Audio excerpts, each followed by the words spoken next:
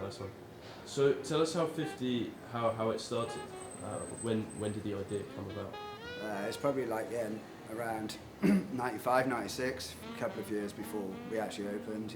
Just started chatting about it when we were hanging out in Bristol, and yeah, I don't know. It seemed like it needed like a focal point for the skate scene, and there wasn't like there was a skate shop, but there wasn't like a sort of skater-owned shop that everyone could like hang out and be comfortable and like just come and meet up and watch videos and stuff. So we were like, fine, let's just give it a go, see what happens. What was it like in the early days? Who was the crew? Who was running the shop?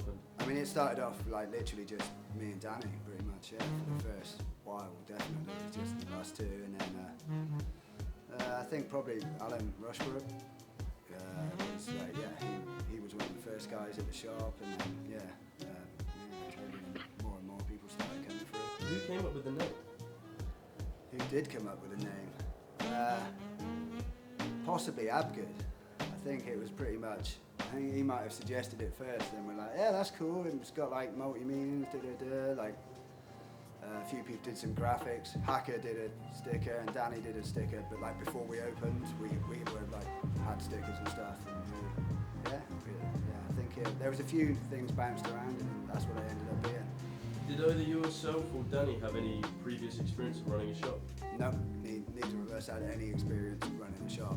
I did like shop fitting and metalwork, and like obviously Danny skated pretty much all the time, so yeah, we just opened the shop with like zero retail experience. What was the process of getting the ball rolling, like getting stock and equipment?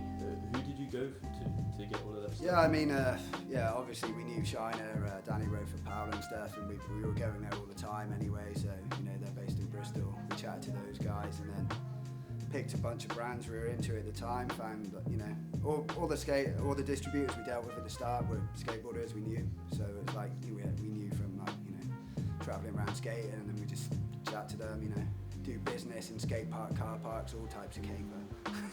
On the topic of original goods, in the past couple of years, DC has been re-releasing a few of the old late 90s silhouettes, like the Legacy, the Links, and recently the Buck Goods Kalises. Is it interesting for you to see these goods make a comeback? Yeah, definitely.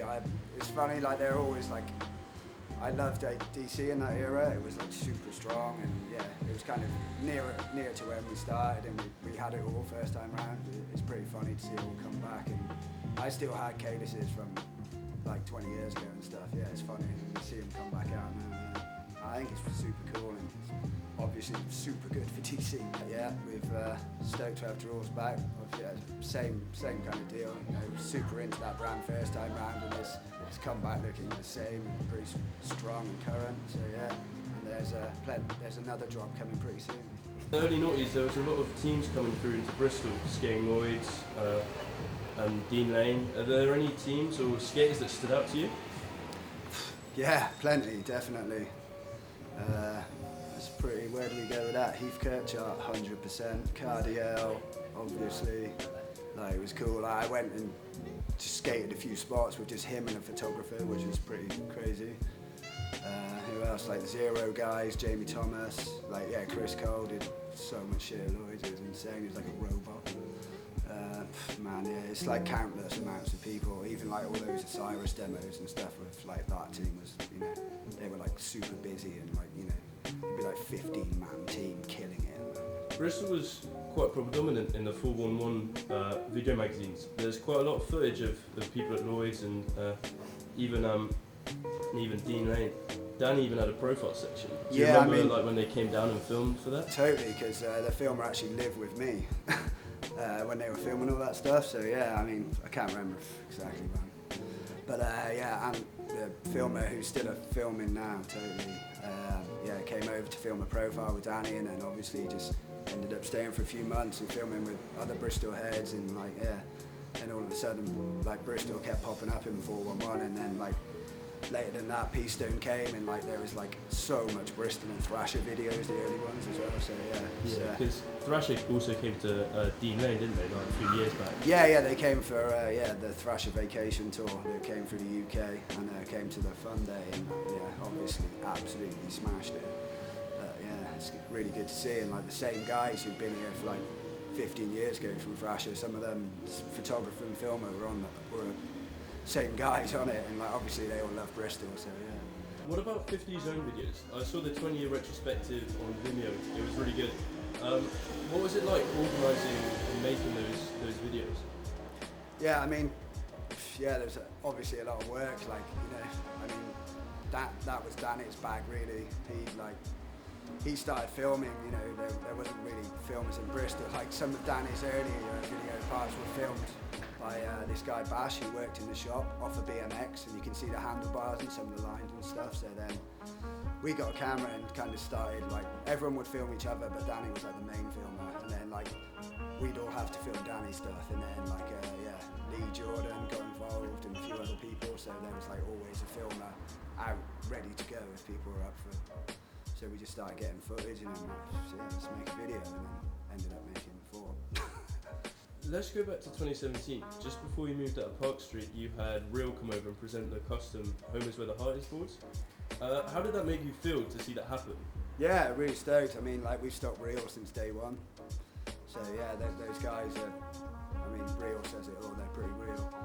And yeah, they came over for, it was for the 40-year anniversary at Shiners, and me and Jim just sat down and had a beer, and we were like, oh, let's do something. And we were like, oh, what do you want to do? And we're like, Spitfire, Real board, and then yeah, a few emails pinged about, and yeah, that little project came around, and they were like, oh, do you want to do this? And we were like, of course, you know.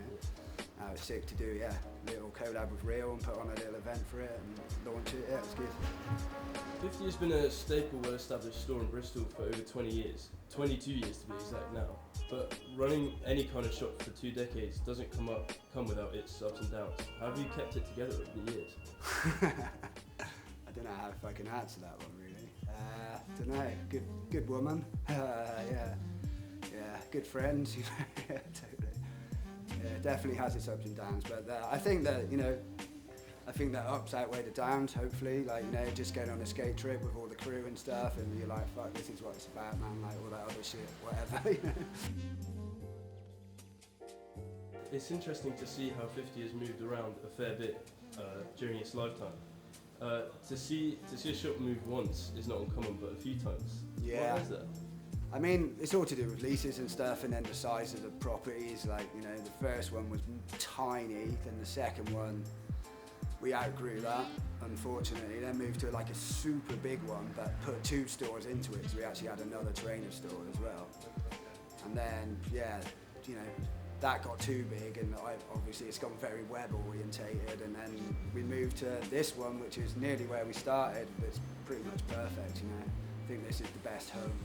50 isn't just a shop; it's a family. Who's representing the store right now? I mean, obviously all the OG guys. Like, once you're on, you're kind of on for life. So like, you know, there's like the very start, Danny, Carter, Hacker, like even Stalker and Zach who live in Australia, Will Ainley, Flynn. Like, they're all still family, and then obviously there's all the current guys, Clev and Bear and Francis and God, Keen Will.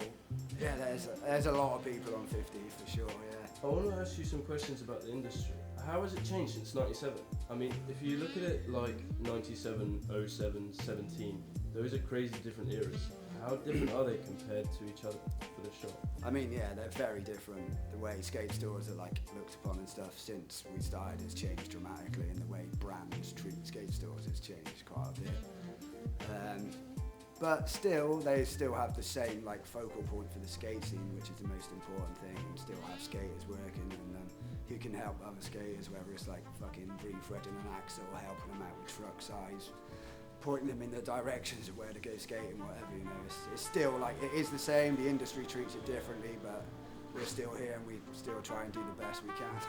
Do you think that the skate scene has become satirized by social media, fashion, music, popular culture? Have you seen any effects of this in store with customers and maybe even products? Ah, for sure, yeah, totally. I mean, it's like skateboarding is out there a lot more than it ever has been, you know. In like, yeah, it crosses over with fashion. You see fashion brands jumping on it, and all the big corporate brands have jumped on it and definitely shaking it up a lot. And yeah, it's made a lot of difference, and I think, you know, it's like it's a wider like array of people come to skate stores now. Before, like when we started, it was very like skateboard niche skate store. You know, it, like skaters would come, and you know, through the years it's developed where you know, like a lot of it's fashion crossover, so it attracts like a way wider market, definitely.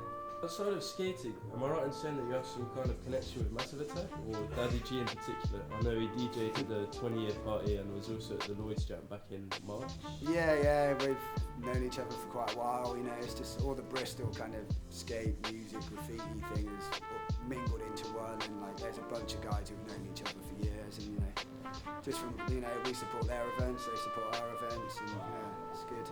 He's a good guy to have on the DJ roster for parties. You had some art in Park Street, didn't you, near the store, and there was a bit of graffiti done by someone. Who did that? Oh, in the store? Yeah. Yeah, London Police. He's from Amsterdam. Yeah, no, same deal. Just met him through skating trips and whatnot, and go to Amsterdam, and yeah, and then he actually, yeah, he did stuff in the previous store. He did a little piece in the last two stores. So he hasn't been to Bristol since, so we don't have a new one. Have you got any videos or merch that you're sitting on at the moment? There's a bunch of new stuff coming like any time. There's boards like in transit now, yeah, literally. So yeah, new boards next week, and I think the new clothing's going to be out for the start of next month as well. A few little projects we've got lined up for next year that I can't really talk about, but they're going to be good.